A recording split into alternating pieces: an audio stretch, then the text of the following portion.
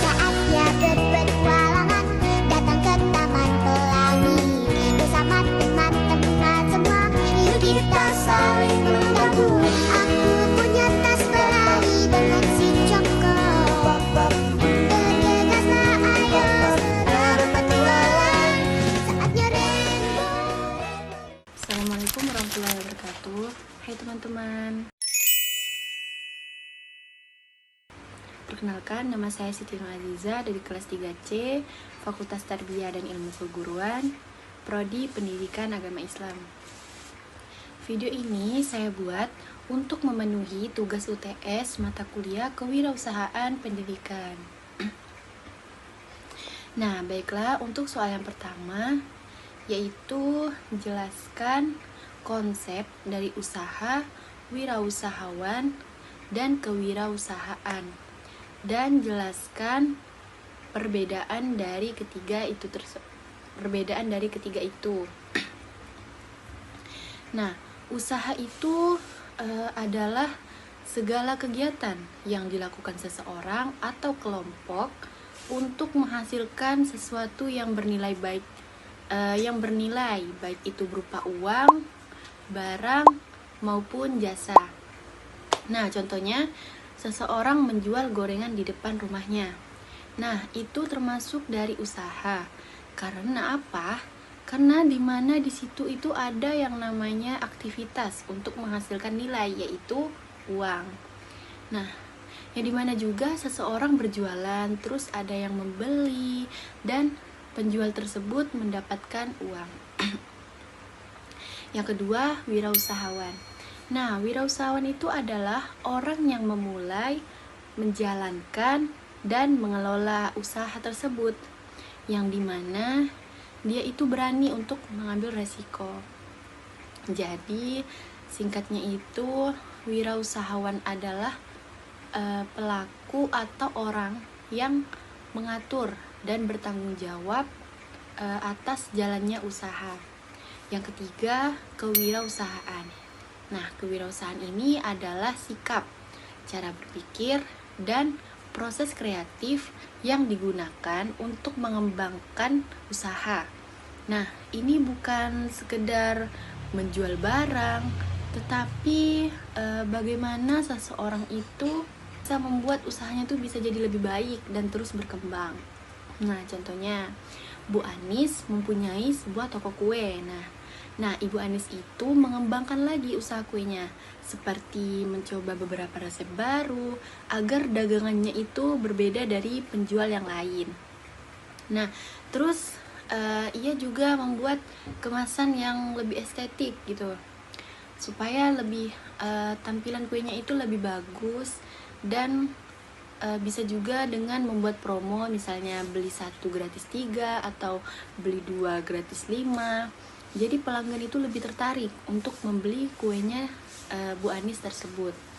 Nah, ini semua itu adalah contoh nyata dari kewirausahaan, karena mengandung yang namanya itu kreativitas, inovasi, dan juga strategi. Nah, jadi secara singkat, usaha itu adalah kegiatannya, seperti orang yang menjual gitu kan. Terus wirausahawan itu adalah orangnya.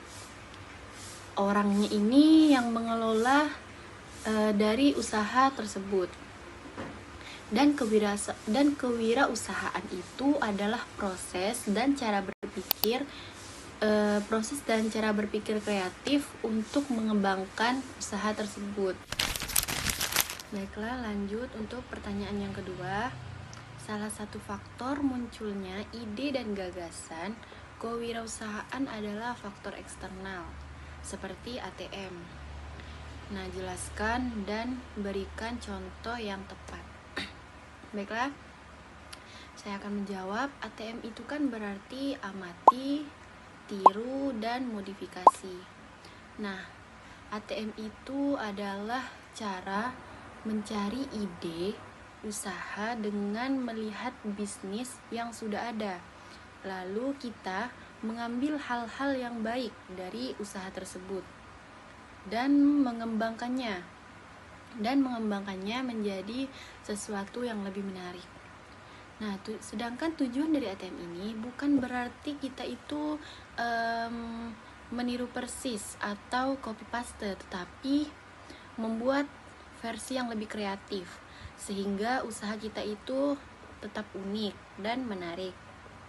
Nah, contohnya bisa kita lihat sekarang ini bahwa dimsum mentai itu sedang banyak digemari, terutama karena rasanya yang creamy, yang lembut, gurih, dan juga cocok dengan lidah banyak orang. Nah, setelah kita mengamati, kita mengetahui bahwa dimsum mentai itu laris karena rasanya yang bervariasi kan. Terus tampilannya yang menarik dan biasanya juga dikemas dalam kotak yang praktis gitu. Nah, dari pengamatan itu kita mulai membuat dimsum mentai juga kan, seperti yang sudah kita lihat tadi. Nah, kita membuat dimsum mentai juga dengan kualitas yang sama-sama gurih, sama-sama creamy, sama-sama lembut. Nah, tapi kita bukan hanya menirunya saja, tetapi kita juga memodifikasinya dengan membuat varian yang baru. Mungkin misalnya seperti dimsum mentai pedas level 10 atau dimsum mentai keju mozzarella dan lain-lain sebagainya kan. Nah, serta kita menambahkan kemasan yang lebih premium agar terlihat lebih menarik. Jadi dengan cara ini usaha kita tuh tidak hanya meniru, tetapi kita juga bisa menghasilkan produk yang berbeda dengan punya ciri khas kita sendiri. Baiklah, untuk soal yang ketiga yaitu jelaskan sejauh mana sikap dan kepribadian seorang wirausahawan sangat menentukan keberhasilan dan keberlangsungan usaha. Berikan contoh yang konkret. Sikap dan kepribadian seorang wirausahawan itu sangat menentukan keberhasilan dan keberlangsungan usaha karena keberhasilan sebuah usaha itu bukan hanya ditentukan oleh produk atau jasanya saja, tetapi juga dengan sikap dari wirausahawannya. Banyak usaha yang sebenarnya produknya itu bagus, tetapi tetap tidak berkembang karena pemiliknya itu memiliki sikap yang kurang baik. Nah, contoh sikap yang kurang baik itu seperti tidak disiplin, tidak mau belajar, atau mudah menyerah. Nah, sebaliknya ada juga usaha yang biasa-biasa saja produknya, tetapi usaha tersebut bisa maju karena pemiliknya itu memiliki kepribadian yang baik. Contohnya seperti disiplin, jujur, kreatif, dan selalu berusaha untuk memperbaiki diri. Nah, dengan kata lain, sikap dan kepribadian wirausahawan itu sangat mempengaruhi maju atau mundurnya sebuah usaha. Nah, jika pemilik usaha memiliki kebiasaan positif, pelanggan itu akan percaya dan usaha akan lebih mudah bertahan dalam jangka panjang. Nah, contohnya, misal Pak Aris adalah pemilik sebuah laundry.